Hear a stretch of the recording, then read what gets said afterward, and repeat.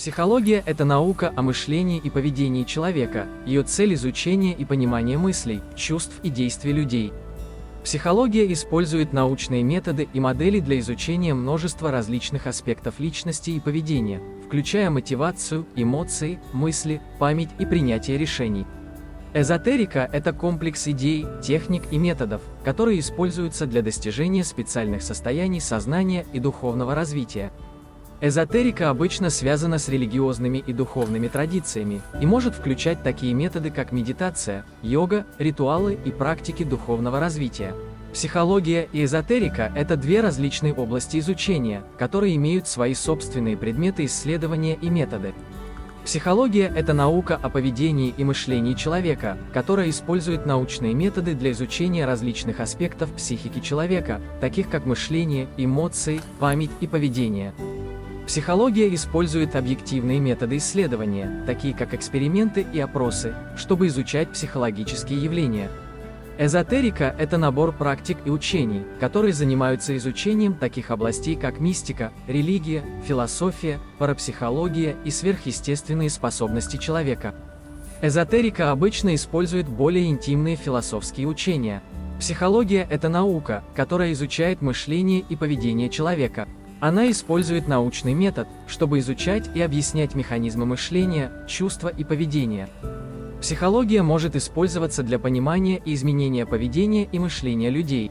Эзотерика – это категория космических религий, которые занимаются изучением и пониманием духовной сферы и мира духов. Это может включать в себя изучение религиозных текстов, медитацию, использование свидетельств и духовных практик. Эзотерика обычно считается более духовной и метафизической дисциплиной, чем психология, которая более научная и опирается на эмпирические данные.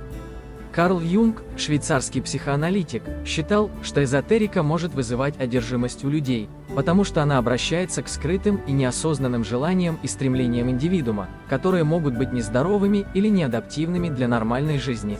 Юнг считал, что эзотерика может быть причиной одержимости, потому что она может привести к изоляции индивидуума от реальной жизни и общества, и к игнорированию практических и социальных потребностей. Карл Юнг, известный немецкий психоаналитик, видел в эзотерике причину одержимости и состояний зависимости, поскольку она может ввести человека в иллюзорное состояние самовнушения и отвлекать от реальности.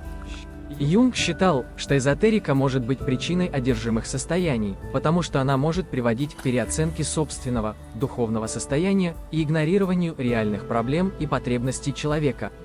Психология и эзотерика – две области, которые часто понимают неправильно. Хотя оба они сосредоточены на понимании и улучшении состояния человека, их подходы различаются. Психология учит нас полагаться на себя, брать на себя полную ответственность за свои решения и находить внутренний баланс, который помогает нам делать наилучший выбор. С другой стороны, эзотеризм побуждает нас искать ответы и руководство вне себя, полагая, что существуют внешние силы, которые могут дать понимание нашей жизни. Таким образом, в то время как психология дает нам знания и навыки, необходимые для принятия разумных решений, полагаясь исключительно на себя, эзотеризм верит в использование других источников информации, таких как духи или энергия. Психология учит нас брать на себя ответственность за собственные решения и внутренний баланс. Это дает нам инструменты для понимания нашего поведения и эмоций, чтобы мы могли лучше подготовиться к принятию решений, отвечающих нашим интересам. С другой стороны, эзотеризм часто полагается на внешние силы и духовное руководство вместо того, чтобы сосредоточиться на себе и взять на себя ответственность за свои решения. Психология и эзотерика – это два разных подхода к пониманию окружающего мира, и между ними есть одно существенное различие. Психология учит нас полагаться на себя при принятии решений, а эзотерика побуждает нас полагаться на внешние силы. Психология стремится развить наш внутренний баланс и возложить на нас ответственность за собственный процесс принятия решений. Она направлена на то, чтобы помочь людям заглянуть внутрь себя и использовать свои внутренние ресурсы для создания желаемых изменений в своей жизни. С другой стороны, эзотеризм подчеркивает важность полагаться на внешние силы, такие как духи или боги, для руководства и поддержки при принятии решений. Так что, если вы хотите научиться брать на себя ответственность за свою жизнь и стать более независимым, тогда психология – это то, что вам нужно. Не секрет, что психологи советуют нам заботиться о своей жизни и делать собственный выбор. Однако эзотерика использует другой подход и призывает нас полагаться на символы, амулеты и изображения, чтобы помочь себе. Многим психолог скажет взять на себя ответственность за свою жизнь и что они сами выбрали свою судьбу. Но эзотерик, в свою очередь, может дать совет полагаться на амулеты, символы и изображения при принятии важных жизненных решений. Независимо от того, решите ли вы воспользоваться советом психолога или учителя-эзотерика, важно помнить, что у вас всегда есть выбор. Сила в ваших руках, вам решать, как принимать лучшие решения для себя. Психологи скажут вам, что у вас есть возможность выбирать свою жизнь и максимально использовать ее. Психологи скажут вам, что у вас есть возможность изменить свою жизнь, и никто другой не может сделать это за вас. Вы должны взять на себя ответственность за свой выбор и принимать решения, основанные на том, что принесет вам наибольшую радость и удовлетворение в жизни.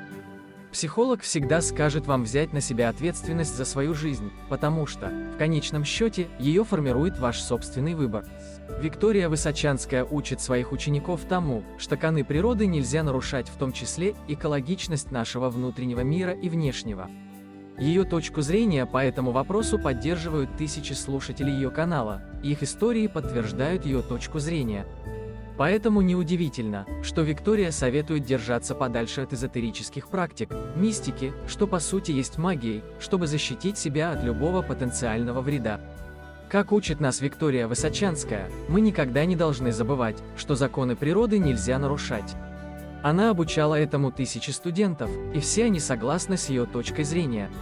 По ее словам, важно поддерживать здоровые отношения между своим внутренним «я» и внешней средой, чтобы жить в гармонии с законами Вселенной. Это поможет нам создать более устойчивое и экологически чистое будущее для себя и нашей планеты.